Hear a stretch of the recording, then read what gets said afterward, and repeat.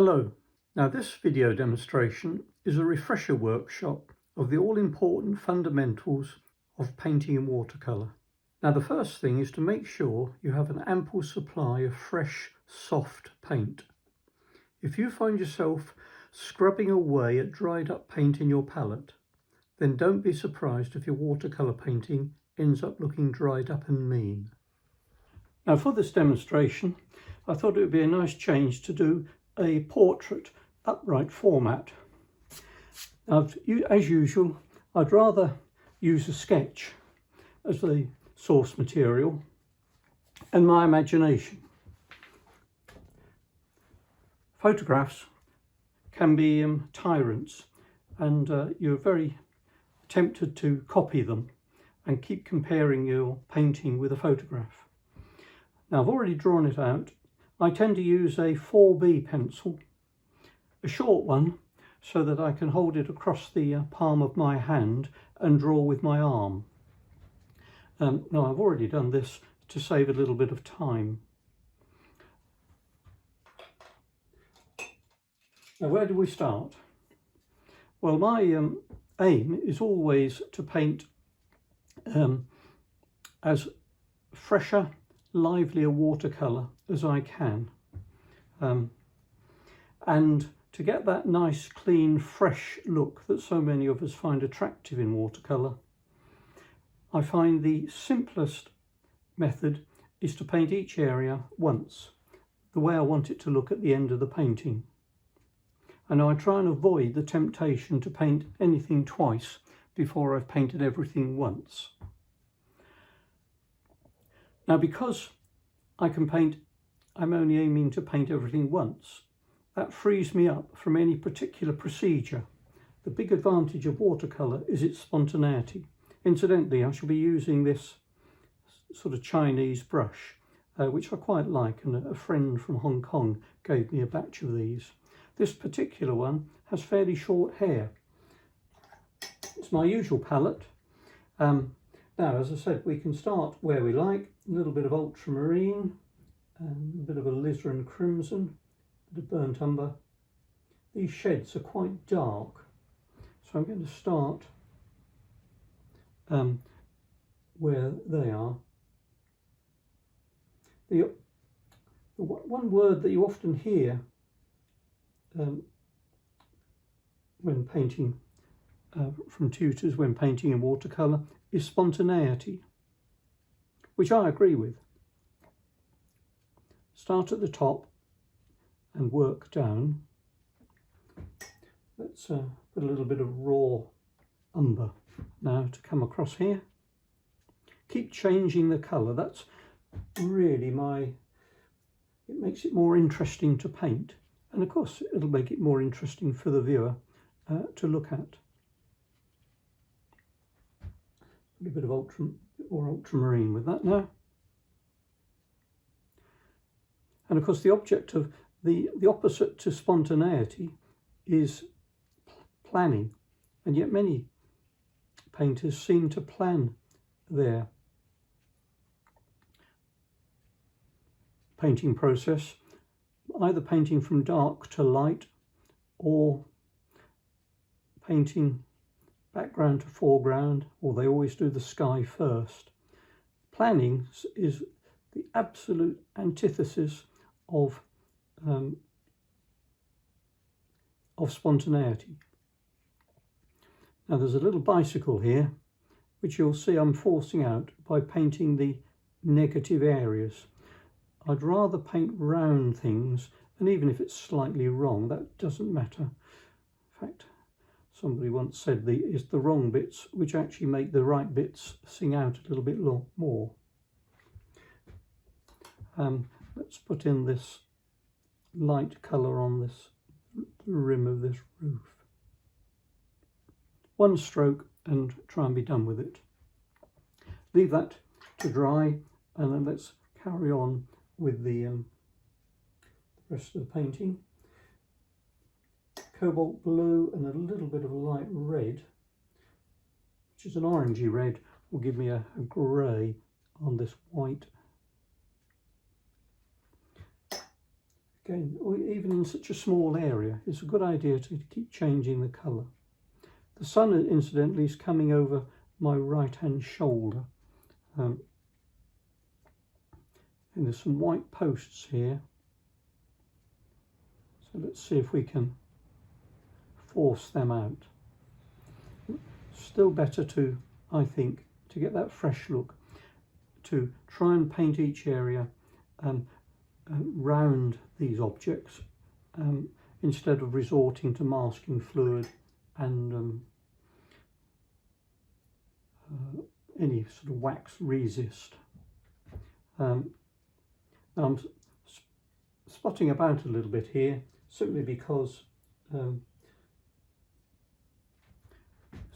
white about here, so that would be grey. Let's just put in a little bit of a cast shadow. Always important to join cast shadows to the shaded side, even though I haven't actually got the it falls on grass there, even though I haven't actually got the main grass painted where the sun is hitting it. I'll just take these strips up with a dry brush just so before they start to misbehave and creep up and develop a watermark. Cobalt blue, a little bit of cerulean blue. I don't mind having a little bit of white just there, so that, because that's where the sun is catching it. On the top of this blue tarpaulin covering this boat.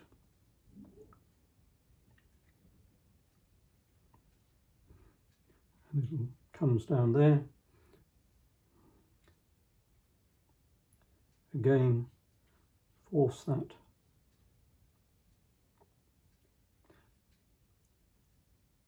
white post out. If you've drawn with a fairly careful single line, it's easy to paint up. Don't do sort of sketchy lines which where you're really asking the viewer to make up their mind which is the correct one. We can now just put in a little bit of work on some of these posts and these sort of old poles that are very light actually. Bit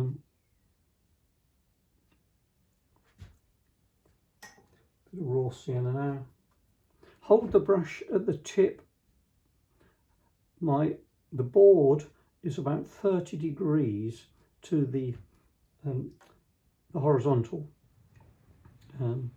That's enough of an angle for the paint to flow downwards, but not so much that it just gets out of control and drips and you get wet feet.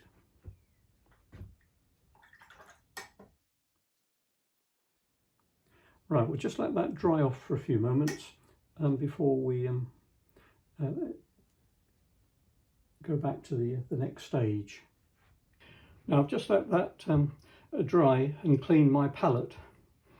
Now at this stage it can be a little bit dispiriting because we have a lot of sort of disjointed blocks of colour. So I think it's a good idea to try and cheer yourself up in a sense and finish part of the picture to give you an indication of how the whole thing is going to come together. Let's have a look at this area here. I've just changed to a slightly smaller brush, still one of these Chinese. I think it's got a different hair. Now this is quite a tricky composition, I should say, because there's obviously a diagonal here, which is taking the eye here.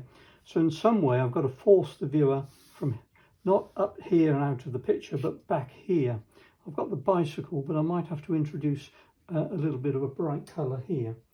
So some Viridian, and a little bit of raw sienna and aureolin.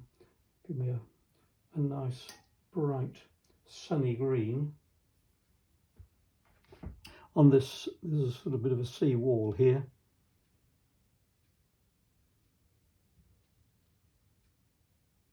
Try and avoid painting blades of grass, particularly at that sort of distance. Burnt sienna.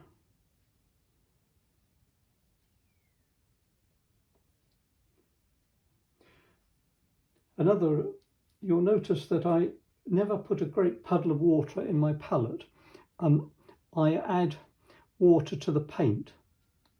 Try and avoid adding paint to water. Water is the, let's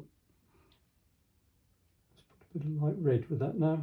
Water is the element in watercolour which is the hardest to control. So adding water is tricky because it's about getting the right paint consistency. In other words, the right amount of water with the right amount of pigment. Far too many people underestimate how much colour you can put. The water is the medium. You know, like oil, in oil painting, oil is the medium. It's watercolour, which it's the water which helps the paint flow off the brush onto the paper. So you want enough water for the pigment to flow very easily off the brush onto the paper. And if you hold the brush fairly vertical or at a slight angle to the paper, then the gravity will obviously do a lot of the work for you. Cobalt and burnt sienna.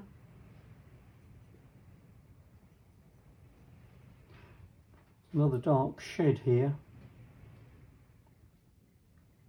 Do the drawing first. A bit more blue with that. It's going to be a bit warm.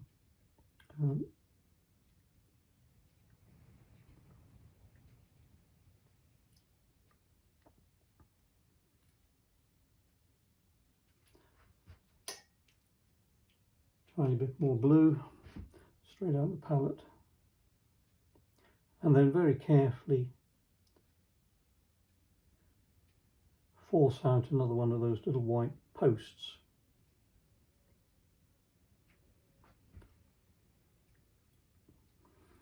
And there will be some more shading there, so burnt umber, some of that green, just to join that up. So it all looks nice and sort of flowy. A little bit of mixed pigment there, which catches the eye. The only reason I'll go back to that is if I feel it's drawing more attention to itself than it should do. You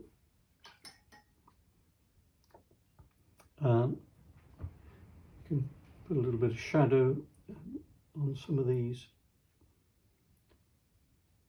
Bit of texture on these bits of old telegraph pole that are lying on the grass here.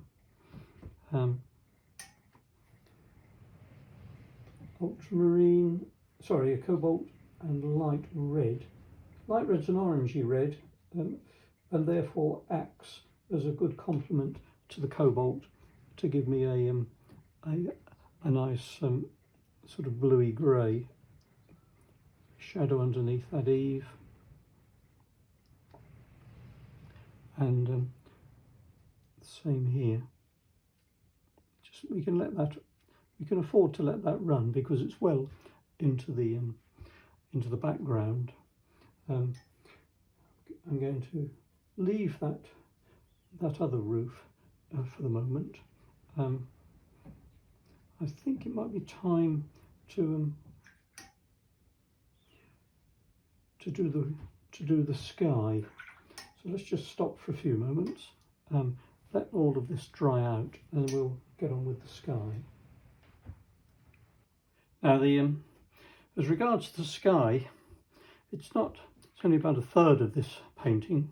It nevertheless is quite important.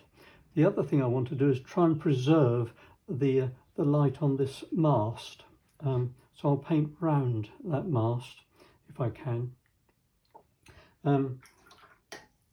Let's try a bit of cerulean and cadmium red.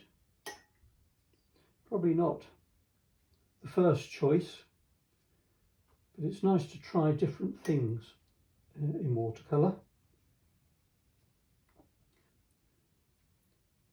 Now, Cerulean and Cadmium Red have got a bit of a reputation for being opaque or semi-opaque, but because I'm trying to paint each area once, frankly that doesn't worry me, and the two of them give actually quite a nice nice grey, and just get that drip under there, and because Cobalt, no, let's have some Aureolin and alizarin crimson, Aureolin yellow and alizarin crimson, lots of water, of course, tiny bit of Cobalt with that just to take the edge off it, and that'll give me a nice sort of creamy colour. Back to the Cerulean and Cadmium Red. We'll put a bit there and the other part. Don't be tempted to do one side of the mast as if it's divided the sky into two halves. Do them both at the same time. If you don't, it'll be very difficult to match the other side. I'm just going to have a little bit of blue peeping through here, just to indicate there is some sunshine about. Let it all merge. It's not necessary to paint, to wet the paper first when you're doing the sky. I know many people do, and it's a question I often get asked. Don't you wet the paper first? There's quite a lot of drawing in skies, and frankly I find that if you wet the paper first, you end up with a sky. Well, now I'm not interested in a sky, I'm interested in the sky of the day. If there's a tree, I go straight over the tree. You'll notice I start at the top and work down on both sides of the painting.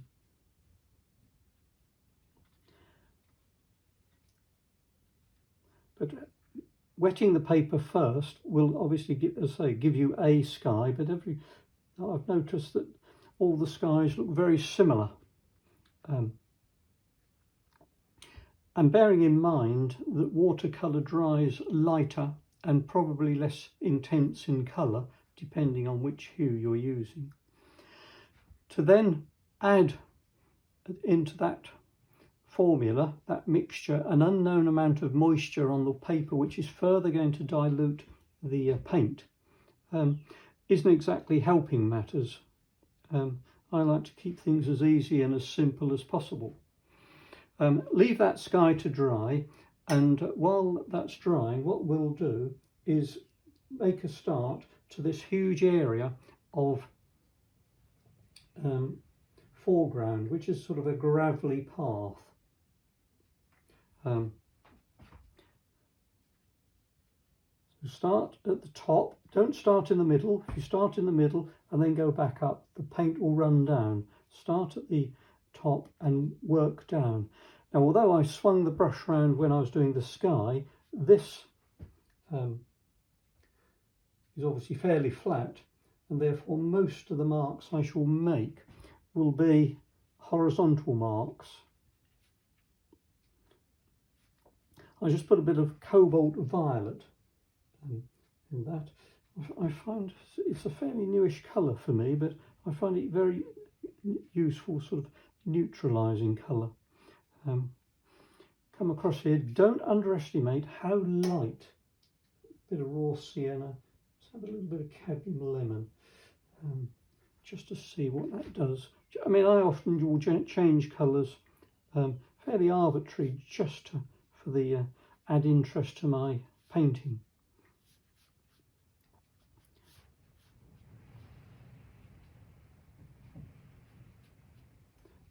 Scrub that across.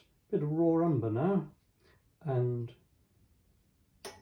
some of the cobalt violet. Whoops, oh, a bit of green got in there, viridian.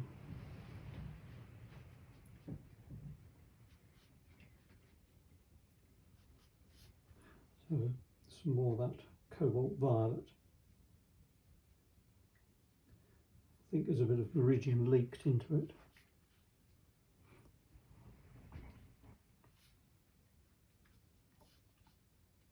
If you lose a hair from the brush, I mean, they do come out, don't panic, don't leave it there, don't spoil the wash by picking at it. Once the wash is dried, a lot of pebbles, light pebbles, once the wash is dried, you'll find that you can easily rub it off, and it won't leave any lasting impression.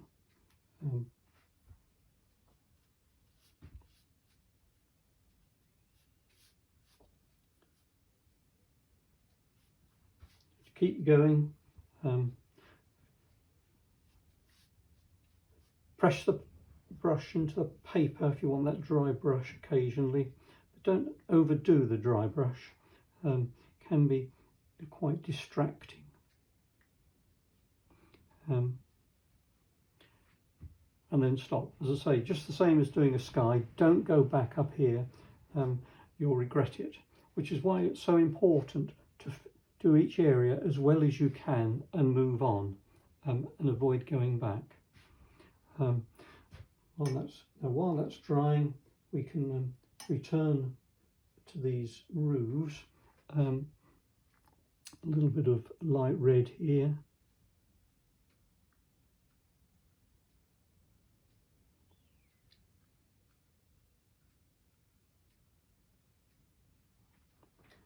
That's quite watery, so I'll just take that drip up. And let's put in the dark side of the chimney here and here. I don't mind going back in this sort of situation. It's in the background, and therefore if the paint sort of fuses together, then that all helps. Say, I'm in the background, don't take too much notice of me. There isn't any hard lines to get hold of. I take some ultramarine and burnt umber straight out of the tube, so it's really quite thick and guppy and toothpastey, a little bit of burnt sienna. I can just indicate a little bit of the gutter line here. Again, it's thicker paint, so it sort of sucks up the excess moisture. And that thick paint, we've got that, we can do the dark underneath this building here. There's a little bit of something light showing up there. Let's do that quite carefully. And of course, when I'm painting the left-hand side, I'm really forcing out the edge of that building. Now, while that's drying, now the sun, as I said, is coming over from my right-hand shoulder, so it's glancing across here. Just make that a tiny bit. Put a bit of ultramarine burnt umber, a bit darker there. Just want to force out that corner. Then fade it with clean water. It's the corner I'm interested in. I don't want to have to darken everything for the sake of that.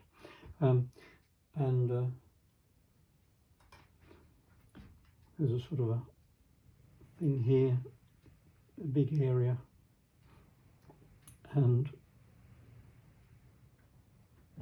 we can indicate some of the shiplap on this building. This old shed. Don't think, oh, it won't look very loose if I put in too much detail. Detail has got nothing to do with being loose. In fact, often we are drawn to detail. Let's just restate that a bit.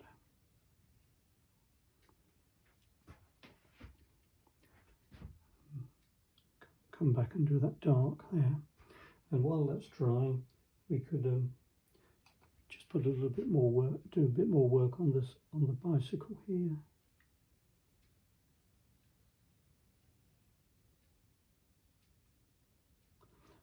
We don't want to do so much work that it looks as if we're overly interested. The bicycle is just to contribute a little bit of human sort of movement to the painting. Add a little bit of red there, and even I think there's a bit of red there.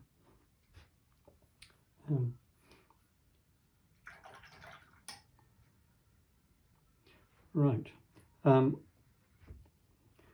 if that's dry, or while it's cobalt and burnt umber, give me a slightly different grey for the a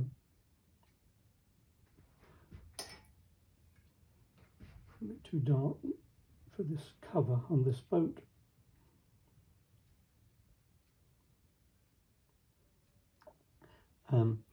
Okay, there's this. It's on a trailer, and therefore there's a wheel there. Quite dark underneath.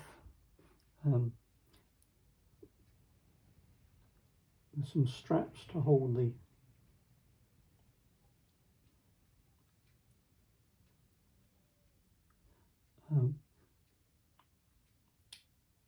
cover down.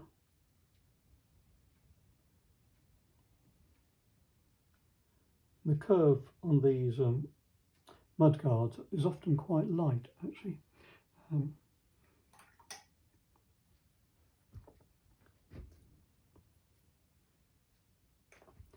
Maybe a bit of shade just underneath that.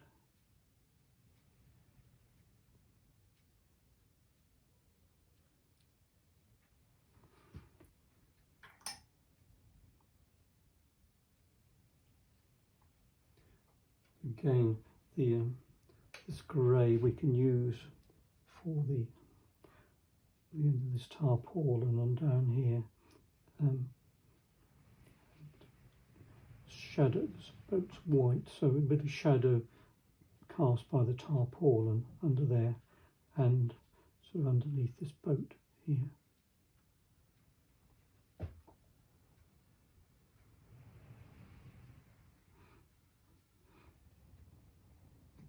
Suggest that's right out in the corner of the painting, and therefore isn't hugely important. If that's well, I'll just leave that to dry for a few minutes before we getting towards the final stage, believe it or not. Now I've cleaned the palette up again. I think it's important to keep your palette clean, otherwise you end up getting lazy and going back to mixtures that you've already mixed and used. Now this area here is very dark. It doesn't get any light at all because it faces the ground, the underneath.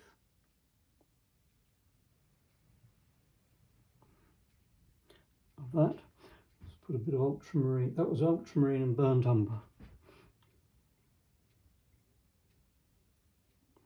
And then,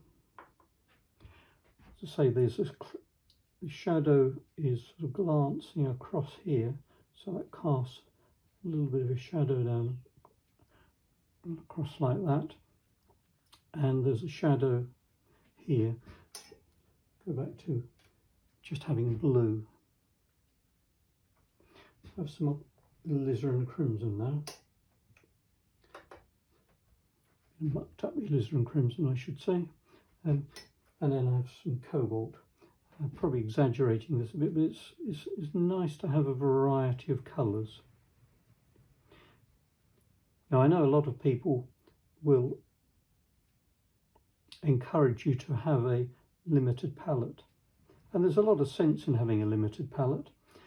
A limited palette is the best way to get to know your colours.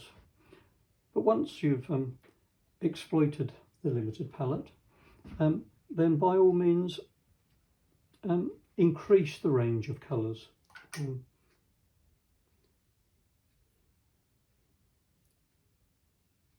Now there's a sort of refrigerated yellow area here, not quite sure what it is, sort of a big yellow refrigerated box for a fishing stall there, so it's a nice colour to have. Again, use it to force out the white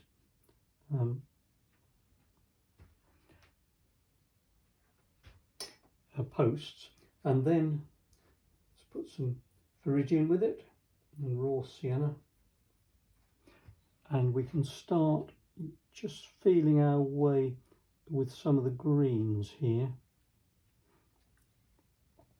and I'm going in now because I want that to all fuse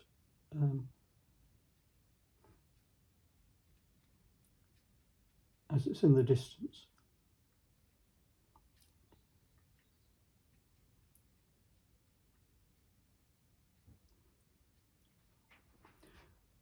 A bit more raw sienna.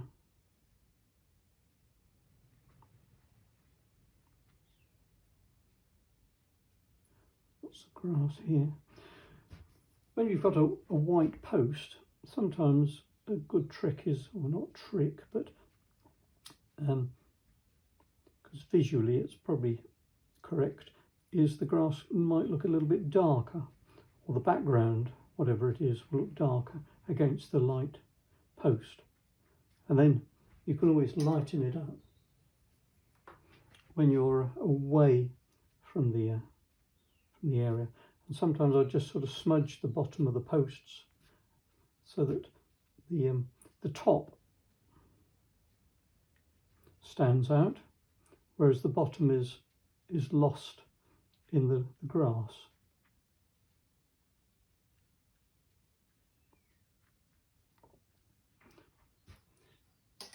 Put a bit of raw umber with it now, because it's important to keep changing the colours.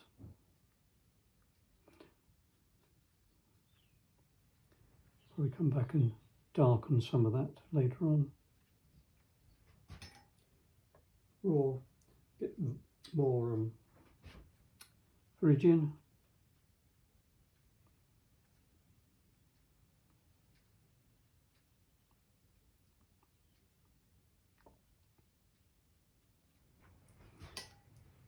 Put some aureolin with it to lighten it a little bit.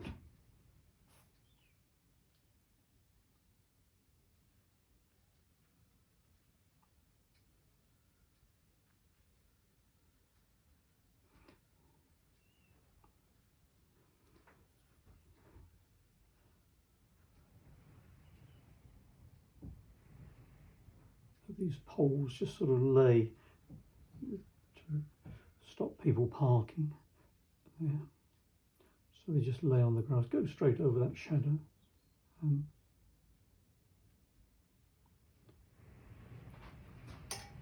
Aureolin and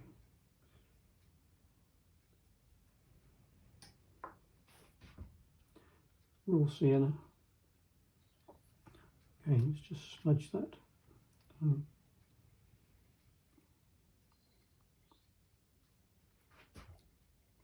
Bit more Foreground and raw sienna. Load the whole of the brush up as well with paint. This, by the way, is a piece of Bockingford £200 knot surface paper.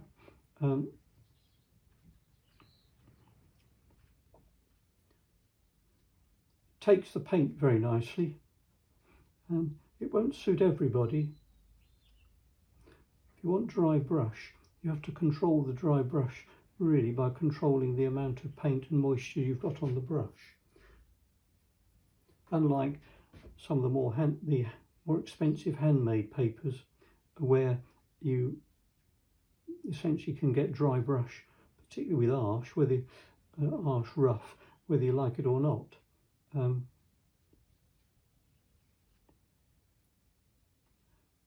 Lots of bits of grass growing through here. Put a bit of burnt sienna with that to make the green just that little bit stronger.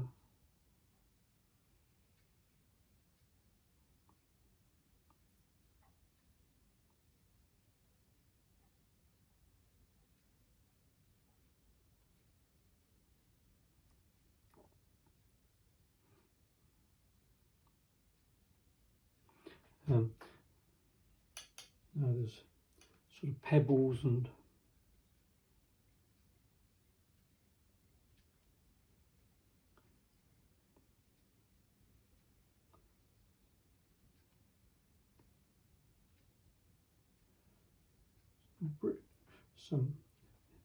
some reddish bricks and things sort of stuck in amongst the gravel here. Raw umber, a little bit of a cobalt violet. Just see that, get the end of that.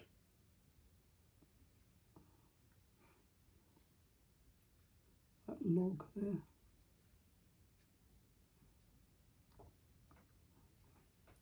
And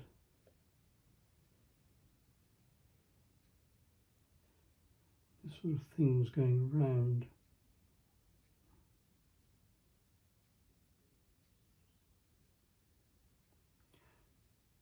They're useful because they help describe the fact that these logs are round.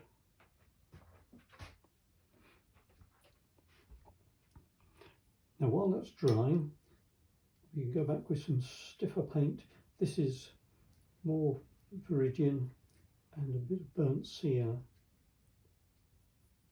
Always sort of useful paint. Just restate that. Some shadows from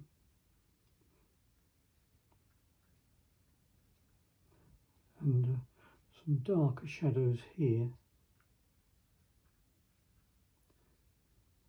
And that shadow is nice because it shows up the shadow underneath the boat, shows up the white post.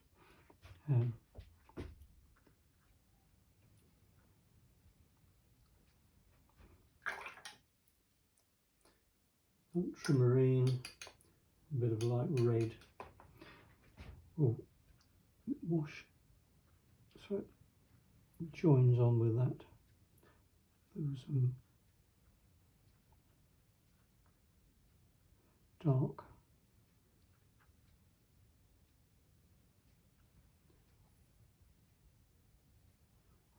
These dark grasses. So it's all nice and mysterious underneath that. In fact, just change to a slightly smaller brush.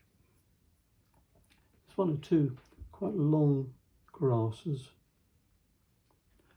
that weeds or things, and of course they nicely help push the boat back. We can then do the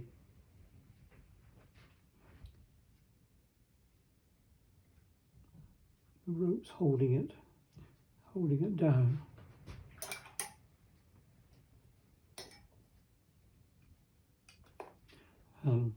There's some shadows as well across this from other masts, one here.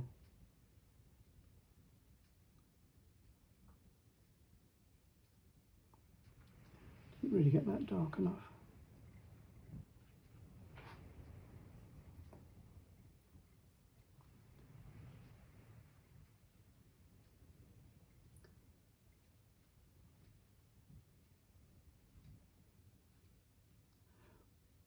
The stretch marks on the blue canvas.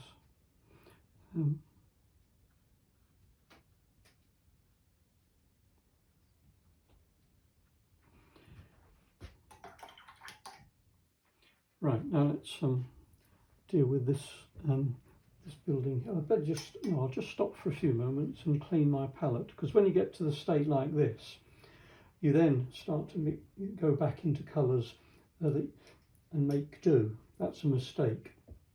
We all want to sort of get on with it, but you must discipline yourself to stop. Now with just add one or two little things in the background. There's a warm coloured building side of a shed here, which nicely fills in that gap and forces out the shape of this boat. We can put in these other straps, the other details of these straps here.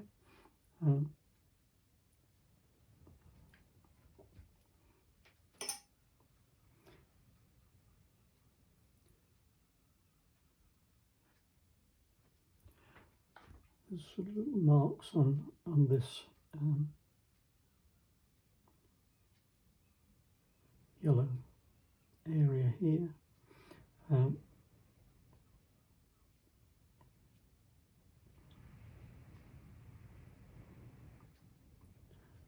One or two little drawing marks. There's another grey building, sailing club here.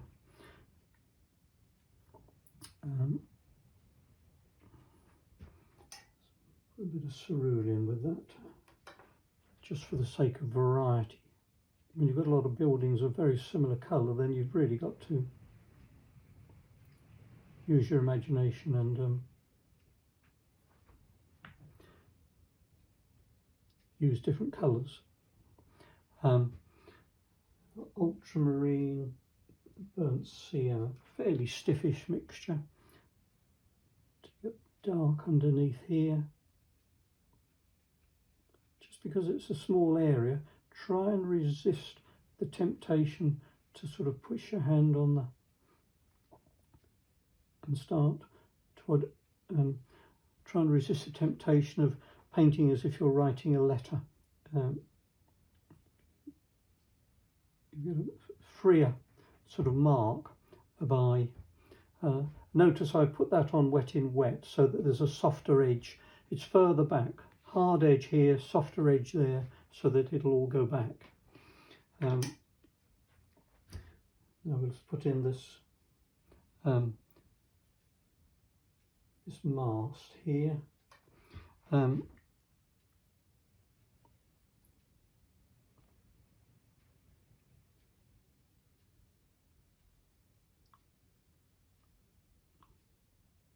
of wooden mast.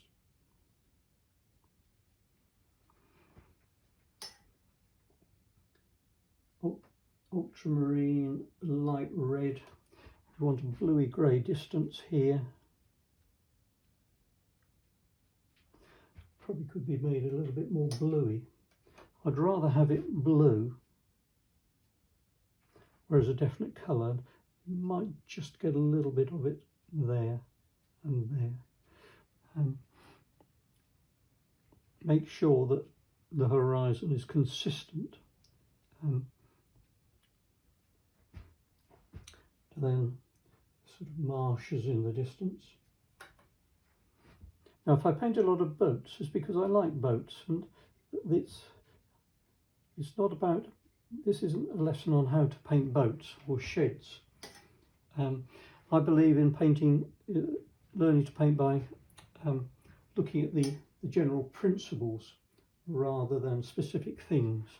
I'm sure there are techniques to paint fluffy clouds and foam on the waves and the shadow under the nose, but if you see clearly, and painting is all about observation.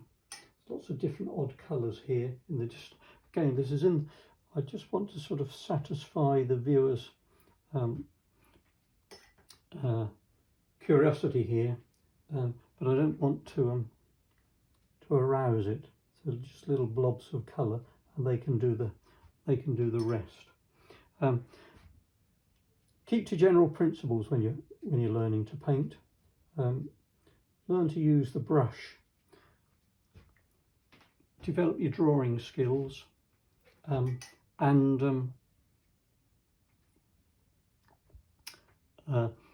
make sure you understand tone. Get a variety of edges, and frankly, if you then look at clouds and boats and buildings and trees in terms of how big, when you're drawing them, and how dark or light they are against their neighbours and the other parts of their picture, and has it got a hard edge or a soft edge or a broken edge, then you won't need to go into any special techniques. If there was a special technique for painting everything, then you'd never be able to learn to paint. It would just be too much to learn if they required something different for every different form. Now there's a little bit of light on some of these posts, a little bit of shadow.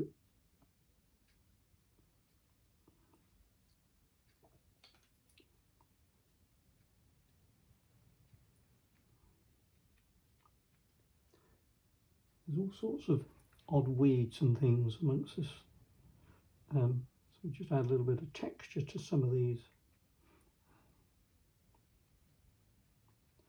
All this grass here.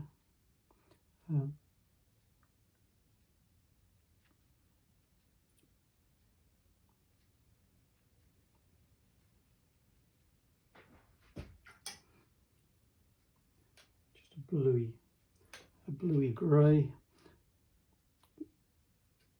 Obviously that the shadows won't be quite so obvious in the distance.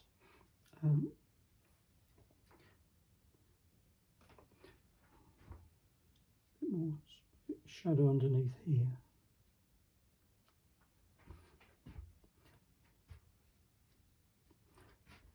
And a little bit of drawing on this shed here.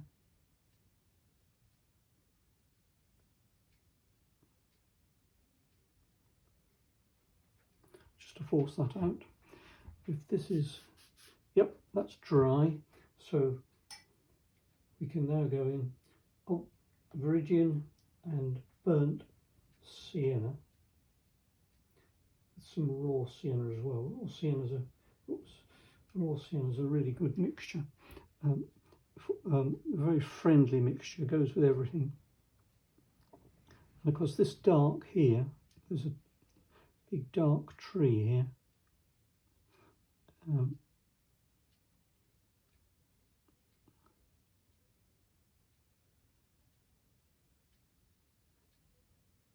So show up that mast. Notice I'm painting round the mast and these buildings first.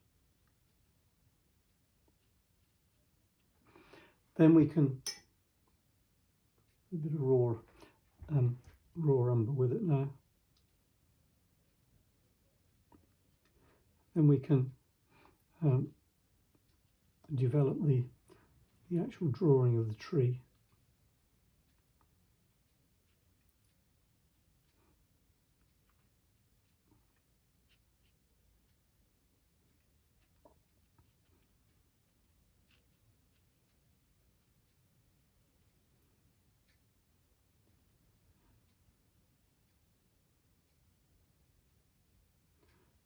So I'm trying to adopt the principle of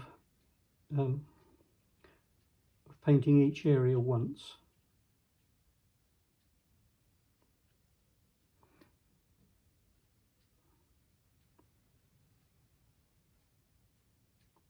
That dark tree will force out the light on that. In fact, put a bit of burnt umber with it to make it even darker there, to emphasise the light on that, the blue tarpaulin.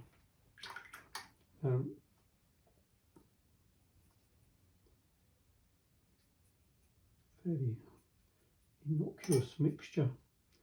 Let's have some cobalt and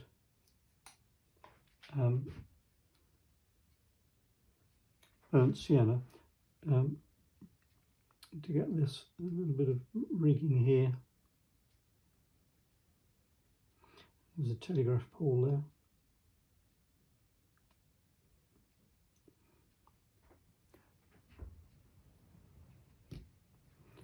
Scratch a little bit of light out, perhaps a post or something, just to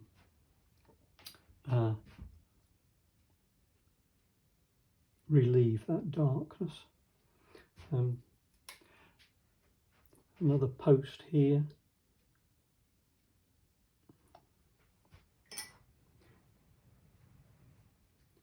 Quite a big, this is quite a dark mast, so it starts here.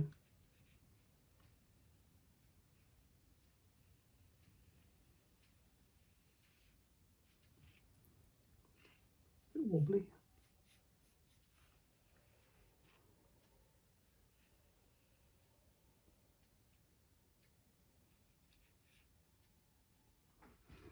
And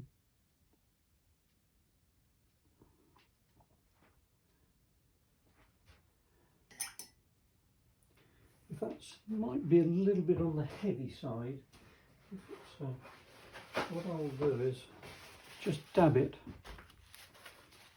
A bit of kitchen roll, that'll just reduce it a bit. I'll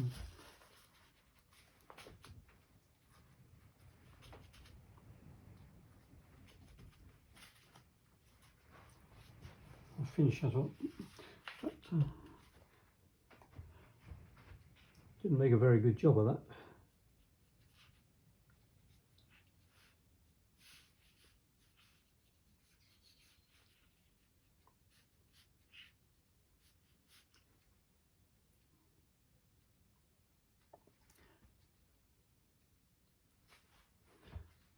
Go somewhere else.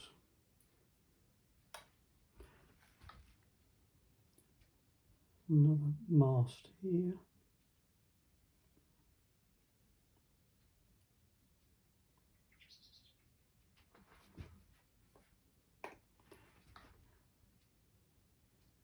Several yachts in the distance.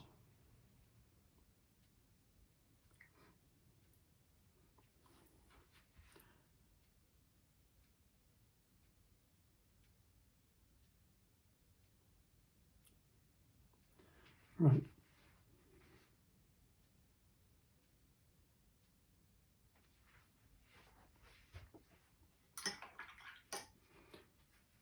Now I need to bring the viewers, because the viewer could still go up here. So this is a red roof here, so I'm going to make that extra red.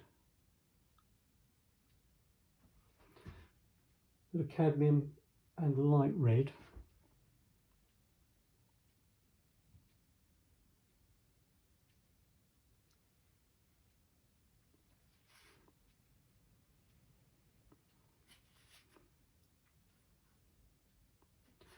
Just to bring the viewer round to this, as you go up, to catch the eye.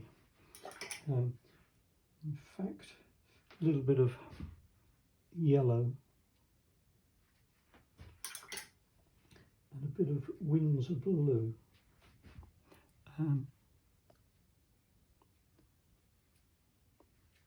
Anything that just might help move the viewer in that direction.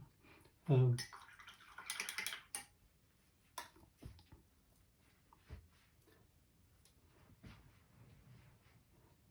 bit more shadow underneath here. Cobalt, burnt umber,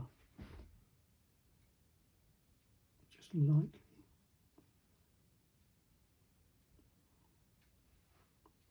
And have a diagonal shadow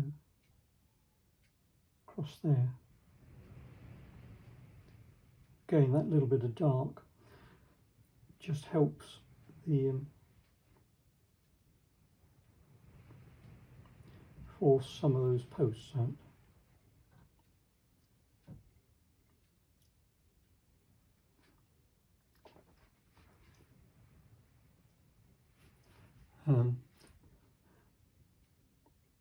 The texture in that area, just to describe what it is.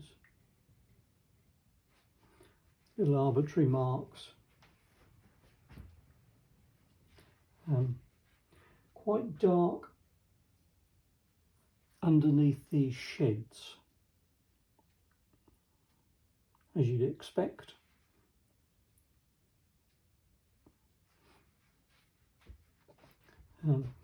And then push that shadow across here. Again, it'll help force out the light, very attractive light, on those white posts that we've worked so hard to keep. Now this is a time to sort of stand back and ask yourself, what do I need to redo? I think we could, you remember me saying, try and avoid doing any overpainting until the end. It's much easier to assess the impact of areas which have gone wrong at the end, when you've got to the rest of the picture to compare it with, rather than fuss about with it as you're doing it. I'm going to redarken underneath here, because this is quite, it's around an area right underneath the boat, and it will get very little light. Same there.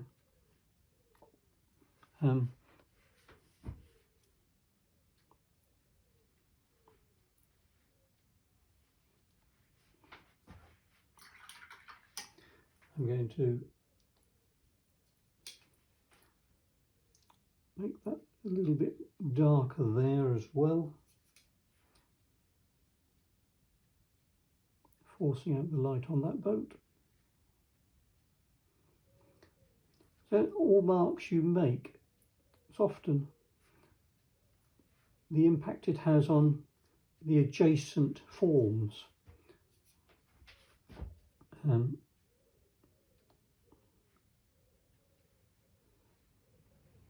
That helps the picture.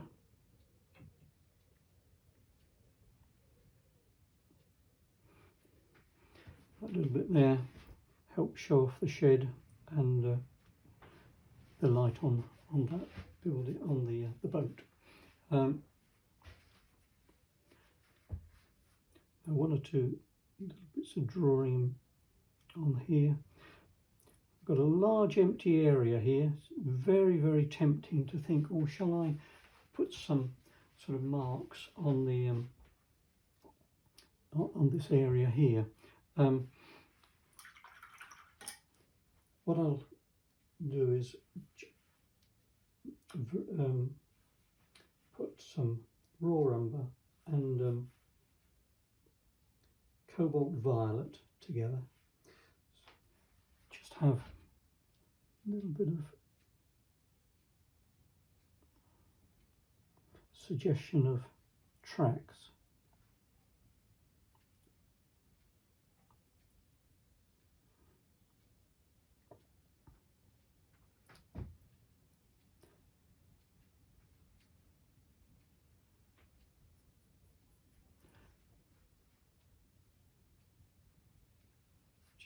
Leave, no, to say, I'm fighting like Dickens to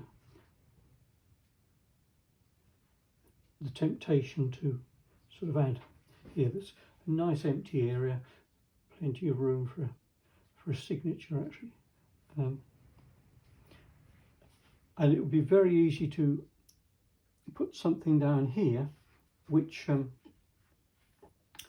will draw the viewer's eye. They should be going up and then round into the corner round here. Another little dark. I'll just restate this.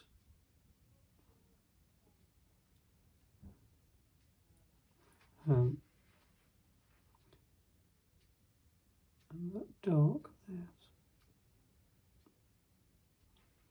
show up the edge of that roof.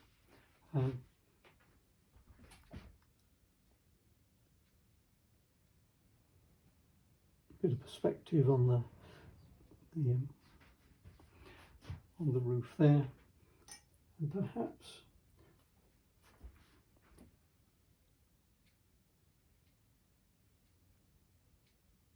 restate that dark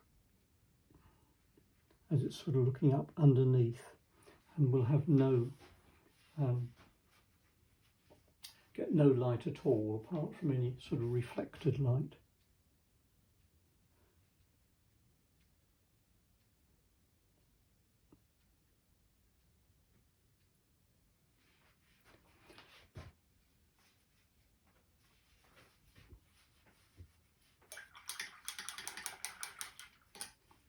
Now we'll just let that dry out and we'll appraise it to see what else, if anything, it needs. Now I've just had another clear up and a pause for thought. Just a couple of things I need to add. One is just a suggestion of the shadow cast by the bicycle on the wall. It doesn't don't want to make a great song and dance of that. And the other is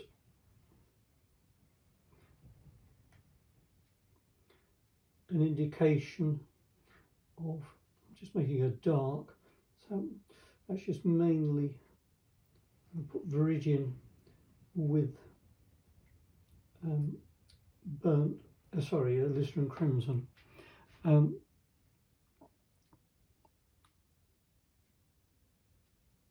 Get the ropes that come through here.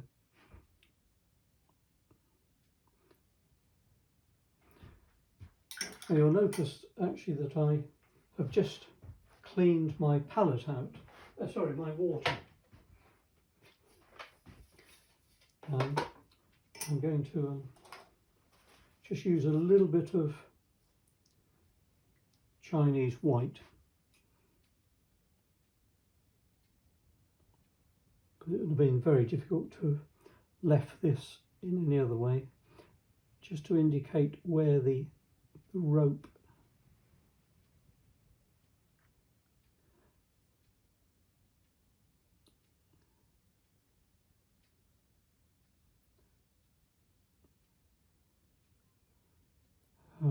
hangs.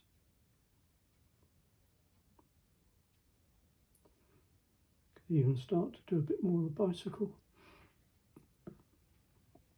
Trouble is, I'm a bit of a terror when I get the Chinese white in my hands, and I don't know where to stop. So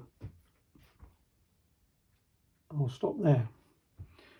Now the whole point of this